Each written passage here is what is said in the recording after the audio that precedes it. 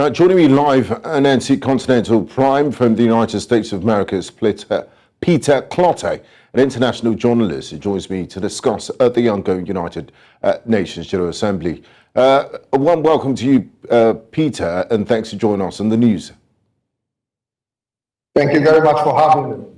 Now, Peter, it's been 48 hours since the commencement of the General Assembly session. We've heard quite a number of African presidents give their speeches. The two largest economies in Africa, South Africa and Nigeria, had their presidents address the United Nations General Assembly. What's the mood like there? And so far, what are some of the standout speeches and what are the highlights of the United Nations General Assembly for Africans so far, from your perspective? Well, the African presidents who have given their speeches here at the 78th session of the UN General Assembly have been unanimous in calling on the international community and their international partners to act to end the war in Ukraine, which they said is having a devastating effect on their economies. And the challenge is that there's soaring food prices, commodity prices are skyrocketing. The remuneration or pay of public sector workers, private sector workers appear to be enough because of the food prices that are escalating. The quest to improve living conditions have been hampered by these global events that they did not cause. So they are calling on the international community to, as a matter of urgency, to end the ongoing war in Ukraine. Secondly, they focused on the climate crisis, and they said African countries bear the brunt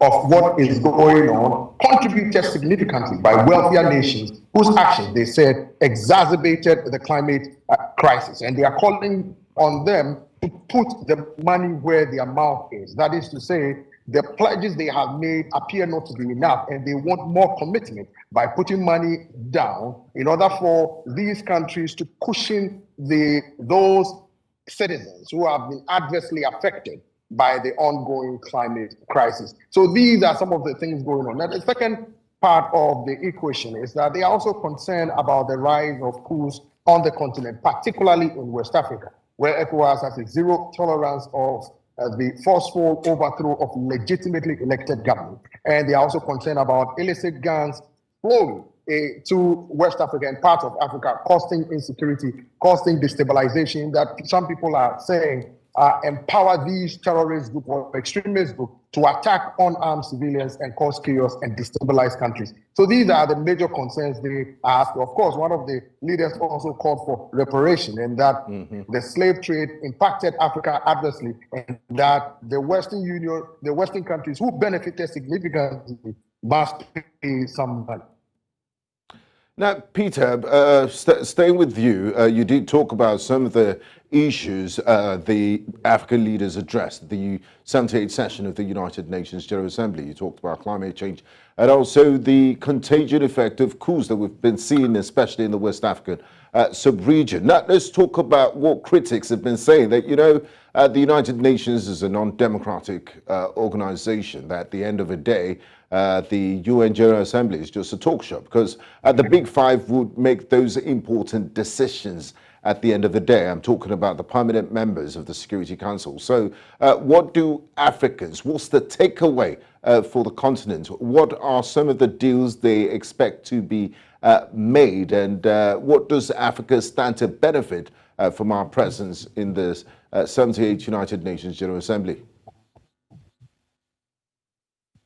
I sense frustration in your voice about reform or the lack of reforms at the United Nations. These issues have been echoed by a lot of African countries, and the African Union and its members have been unanimous in demanding reforms at the United Nations. They said a continent of close to 2 billion people without a seat, a permanent seat at the Security Council, is not acceptable. So they have been pushing for reforms. Of course, Gabon is now temporarily members of the UN Security Council, and they are saying that is woefully inadequate. They want a seat at the table, and they have been pushing. A lot of sideline events ongoing has been synonymous with African leaders wherever they are, sounding the alarm that it is not fair for Africa not to have a seat at the table where decisions are made that affect them. They take example that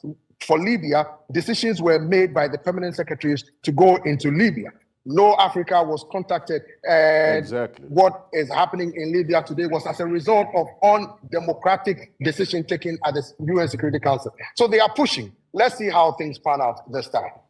Thank you very much, Peter Clottey in New York, for your time. We do appreciate your contribution. Thank you. Thank you for having me.